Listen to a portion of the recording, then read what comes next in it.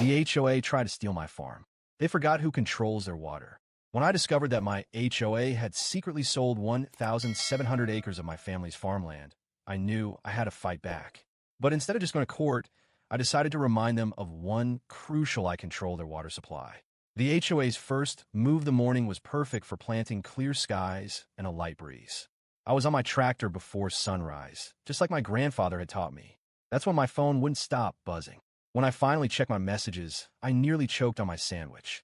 10 missed calls from neighbors, 3 voicemails from my cousin, and 1 email from the HOA violation notice. I opened it. They claimed my tractor noise violated their peaceful enjoyment and that my chicken coops created offensive odors that affected property values.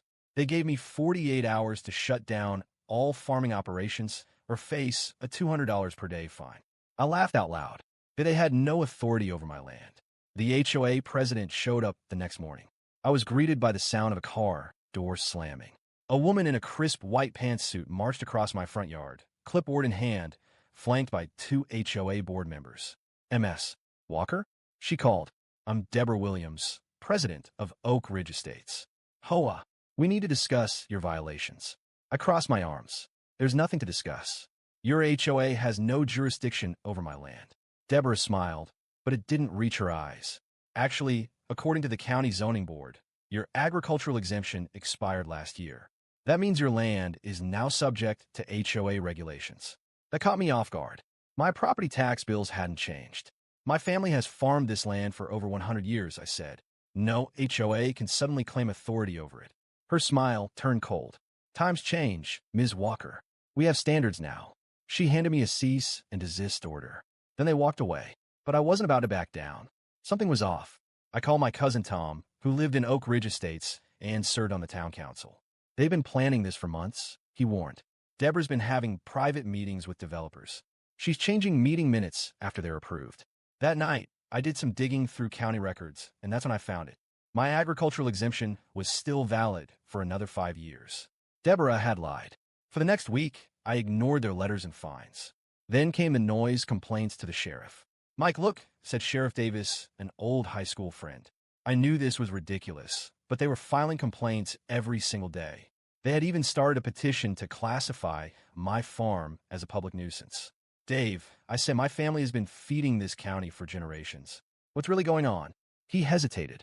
I shouldn't tell you this, but the HOA is pushing for a massive development project, and it involves your land. That's when I saw them. Strangers in suits, walking my eastern fields, taking pictures and measurements. I jumped in my truck and drove straight toward them.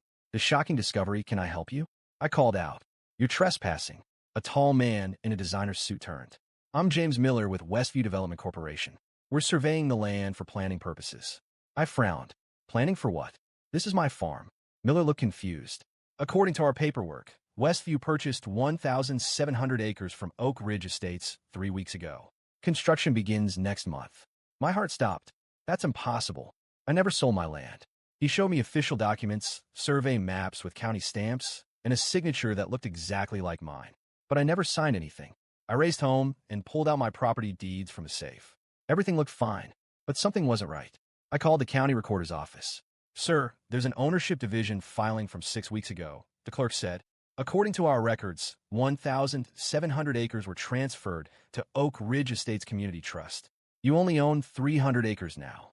My hand shook. That's impossible. I never signed any transfer. Sir, the documents have your signature. Do you want me to email you copies? When I opened the file, I stared at my own forged signature. That's when I saw her. Deborah, sitting in her luxury SUV parked at the edge of my property, watching me. When she saw me looking, she smiled and waved. I had less than a month before the bulldozers arrived. And that's when I remembered one very important thing. Who controls their water supply? The water rights play. My grandfather had signed an agreement in 1943 allowing the county to build a reservoir on our land. At the time, it seemed like a good deal. The government needed a reservoir to supply nearby communities, and my grandfather, a practical man, saw an opportunity. In exchange, he ensured that our family would have full control over the distribution of water from the reservoir. Not a single drop could be diverted without our authorization, and any changes would require our signature. That little detail was ignored by the real estate developers and the homeowners association when they forged my signature and stole my land. I tried to fight back, took it to court, gathered evidence, but the battle had been decided before it even began. My lawyer told me the process could take years, and even with proof of forgery, I was up against multi-billion-dollar corporations and corrupt politicians. In the end, everything got bogged down in bureaucracy, and before I could stop it, the developers had already begun preparing the land for construction. I had no choice. I lost my farm. The machines came. They tore down the barns, ripped out the fences, leveled the fields my family had farmed for generations. The place where I grew up, where I learned to drive a tractor with my grandfather, became a massive construction site, full of cranes and cement trucks. I watched it all without reacting. I didn't protest, didn't throw myself in front of bulldozers, didn't make speeches about corporate greed. I just waited. I waited for years. The project moved forward. The land that once fed the region became one of the largest real estate developments in the state. Luxury condominiums, shopping centers, office buildings, private parks. They wanted to turn my family's old farm into an urban paradise, a symbol of modernity and prosperity. Investors poured millions into the project. Politicians went on TV, talking about the new city within a city. The real estate market was booming. The construction companies rushed to erect skyscrapers and high-end housing for future buyers. And me? I kept waiting. Every building that went up, every newly paved street, every artificial park built, all of it strengthened my plan. The developers, the politicians, the investors, they all thought they had won. They thought they had beaten me, erased me, built over my history. But there was one thing none of them realized. They built relying on my water. All those thousands of homes, the luxury condos, the shopping centers, the restaurants, the private clubs, everything depended on the reservoir built on my old farm. And that reservoir still belonged to me. The agreement my grandfather signed was never revoked. When they stole my land, they only took the soil but not the water rights. And none of these developers had bothered to check that little detail. The buyers were excited. Pre-sales for the units began. Real estate agents displayed impressive models, promising a perfect, modern, sustainable city. TV commercials advertised it as the next hub of innovation and growth, a place where families could thrive. And that was exactly when I struck. The city was almost complete, but the houses still hadn't been sold. No one had moved in. No investors had gotten their money back. They were just about to close their first million-dollar deals, but they had no idea they were sitting on a ticking time bomb. One night, with all the contracts signed and the developments ready to open, I sent my official statement. The next morning, the headlines were everywhere. Mega development in crisis. Water supply compromised. New urban project built illegally on private water source.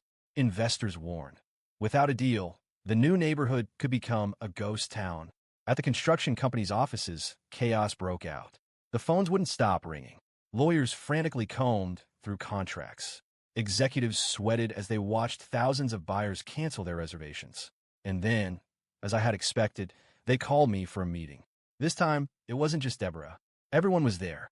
The heads of the construction firms, attorneys, investors, even the mayor. All of them sitting at the table, looking at me like I was the devil himself.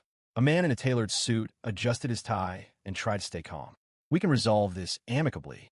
How much do you want to release the supply? I crossed my arms. I don't want money. The hint of relief some of them tried to show immediately vanished.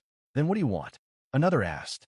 I smiled slowly, letting them stew in their own panic for a moment before answering. I want everything back. Deborah, sitting in the corner, couldn't contain herself. This is absurd. You're bluffing. The government won't let a single man sabotage a project of this scale. I tilted my head slightly, remaining calm. Try me. But remember, you have beautiful buildings, luxury condos, parks, and shopping malls, but not a single drop of water. Some of the executives exchanged terrified glances. One of the lawyers tried to intervene. Perhaps we can renegotiate some conditions. But Deborah snapped at him, furious. Shut up. I chuckled. You have 48 hours to cancel the land sale and return everything to my name. After that, I start talking to the press and my lawyers. The meeting ended with no agreement, but I already knew I had one. In the following days, the media continued exposing the scandal. Investors pulled their money out. The construction companies went into crisis mode. Lawyers scrambled to find a legal way out, but there was nothing they could do without playing by my rules. Now, it was just a matter of waiting a little longer. I knew that soon, they would come back to me with a proposal they would have no choice but to accept. And when that happened, I would take back what was mine all along. I sat at the head of the conference table, watching the tense faces of the executives, lawyers, and investors. They were desperate. Some drummed their fingers on the table. Others frantically checked their phones, searching for a miracle escape from the disaster they were facing. But they all knew the truth. There was no solution without my approval. The silence stretched for long seconds until one of the suited men finally spoke. "We can resolve this amicably. What are your demands to restore the water supply?" I took a deep breath, savoring the moment. "I want everything back. My farm, my land, every inch you stole from me. I want it all back in my name." The reaction was immediate. Murmurs, whispers, incredulous stares. And then Deborah, who had been silent until now, exploded. "That's impossible. You lost this land legally. It was bought and sold according to the law. You'll never get it back." I crossed my arms and stared directly at her. "Legally? You really want to use that word? Because last I checked, my signature was forged." Silence returned, but this time it was heavy and suffocating. No one could deny what I was saying. Before anyone could respond, my lawyer, a sharp-eyed man with graying hair, cleared his throat and leaned forward. "Mike, I need to speak with you. Privately. Now." I raised an eyebrow, annoyed at the interruption, but I nodded and followed him to a quiet corner of the room. As soon as the door closed behind us, he fixed me with a serious look. "You're making a mistake. If you insist on taking back the land, you could lose everything." Rage flared up instantly. "What? How can you say that? You know this land is mine. We have the proof." He sighed, crossing his arms. "Yes, we have proof. But that doesn't mean the fight will be easy. These corporations have the best lawyers in the country, political influence, and they'll drag this case through the courts for decades if they have to. Even if we prove the forgery, reclaiming the land will be an endless battle." I felt my fist clench. I had waited years for this moment. I wasn't about to let it slip away. "Then what do you suggest?" I growled. He studied me for a moment, then smirked slightly. "Instead of trying to take everything back, make them pay you to stay." I frowned. "What the hell do you mean?" "You now have something you never had before, Mike. Visibility. The public is watching this case. Investors are nervous. Politicians are panicking. For the first time, you have real power. Use it." I still didn't fully understand. He took a deep breath and continued. "Prove, beyond doubt, that your signature was forged. Make it a legally undeniable fact. If you do that, no one can argue that this land belongs to you. But instead of trying to take it back, turn it into your greatest investment. These companies have poured billions into this development. They can't just abandon it.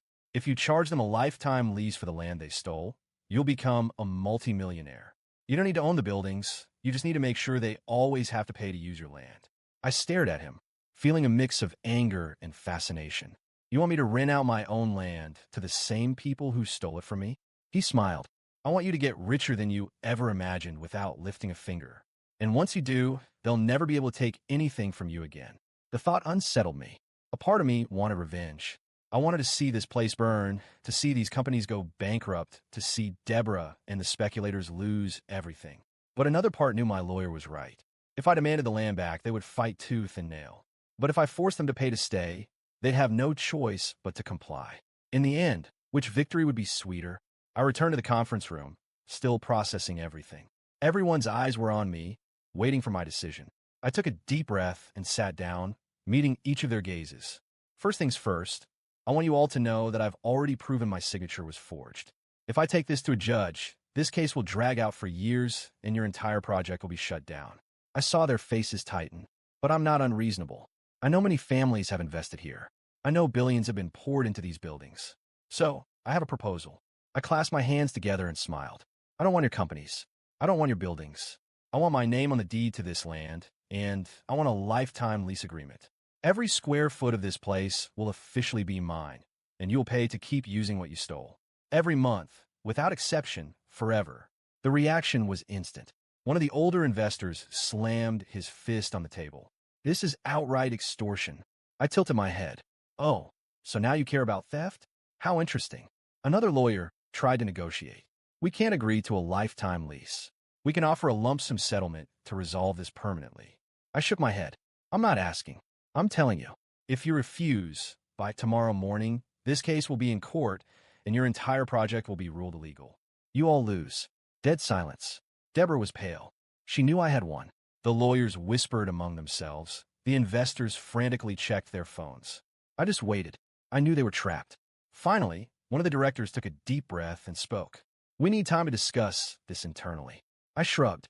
"You have 24 hours. I stood up and walked out of the room, feeling the weight of victory settle on my shoulders. The game wasn't over yet, but I knew I had them cornered. They could argue, try to find loopholes, but in the end, they knew they had no escape. And when they came back with an answer, I would be waiting, ready to ensure that they paid for the rest of their lives for what they did. But something still nagged at me. Deborah. She had been too quiet, and I knew someone like her wouldn't go down without a fight. The following days were a game of patience. I knew they were desperate, but I also knew they would try anything to escape the trap they had fallen into. They needed to maintain appearances, pretend they still had some leverage, some hidden ace up their sleeve. But it was obvious to everyone that time was against them. As I waited for their final response, the media continued to exploit the scandal. Newspapers, TV channels, and investigative blogs dissected every detail of the case, from the forged signature to the corrupt maneuvers that had allowed them to steal my land. Experts debated whether the project could survive such a disaster, while economists warned that the financial collapse of the development was imminent if they didn't find an immediate solution. Then, after 24 hours of closed-door meetings, I received the call I had been expecting. "We accept the terms," one of the investor's lawyers said. His voice was tense, as if every word was cutting into his dignity. "Good," I replied calmly. "We'll sign the contracts tomorrow." The next day, I walked into the conference room of one of the city's most luxurious office buildings. Everyone was there, executives from major corporations, top-tier lawyers, investors looking like they had swallowed something bitter, and, of course, Deborah. Her face was pale, her eyes filled with hate. She knew I had won, but she still couldn't accept it. The documents were already prepared. I reviewed them with my lawyer. Everything was there. The lifetime lease contract, the official recognition that the land was mine, and the terms for the water supply. "Just one more thing," I said as I read through the final clauses. "You'll also be paying for the water you use." A heavy silence filled the room. One of the lawyers frowned. "But you're already charging rent for the land. Isn't that enough?" I smiled and shut the folder with the contracts. You all knew perfectly well that this entire place depends on the reservoir's water. My grandfather signed a contract that gives my family complete control over its distribution. If you want to stay here, you'll pay for it too. The discomfort in the room was palpable. They couldn't refuse. They had no choice. Deborah clenched her teeth, her fists pressing against the table. "You're extorting us." I tilted my head, amused. "No, I'm just charging for what's mine. Unlike you, I don't need to forge documents to do it." They knew they had lost. The agreement was signed right then and there, and before I left, I shook hands with some of the investors who, despite their frustration, were trying to maintain their composure. Deborah, however, did not meet my eyes even once. The next day, I restored the water supply, but now under contract. Every drop that flowed into that development's pipelines made me a fortune. The project was saved, buyers came back, and the money flow skyrocketed. The first few months were just the beginning. My name was on every contract, every transaction involving that land had to go through me. The companies that had built there couldn't operate without paying me rent and for the water supply. It was like an eternal toll, a tribute ensuring that every month, millions flowed into my bank account. And then, finally, came the moment to prove the forged signature in court. With the scandal still fresh in the public's memory, taking the case to trial was easy. We had all the evidence, comparative documents, forensic analysis of the signatures, testimonies from notary office employees who confirmed they had never seen me sign anything in person. The judge didn't take long to issue a verdict. The signature was fake, and the land transfer had been illegal. That should have meant I could reclaim my land entirely and kick everyone out. But at that point, it wasn't even worth it anymore. By then, I was making more money than anyone in that room could ever imagine. Every month, millions were pouring into my account without me having to lift a single finger. If I took the land back, I'd have to manage everything, rebuild the infrastructure, and face new legal battles. But as things stood, I owned the ground under their feet, and they had no choice but to keep paying me. So instead of kicking them out, I raised the rent even higher. The court ruling gave me even more leverage in negotiations. Now that my legal ownership was official, I could renegotiate the contracts however I wanted. Some companies tried to protest, claiming the new terms were unfair.